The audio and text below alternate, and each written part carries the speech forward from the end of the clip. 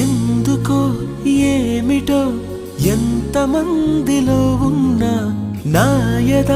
నీ జతే కోరుతుందిగా ఒంటరి దారిలో నాకు తోడువైనావు ఎన్నడూ నీడగా వెంట ఉండవా అరే కలలే నిజమైనాయి కనులే ఒకటై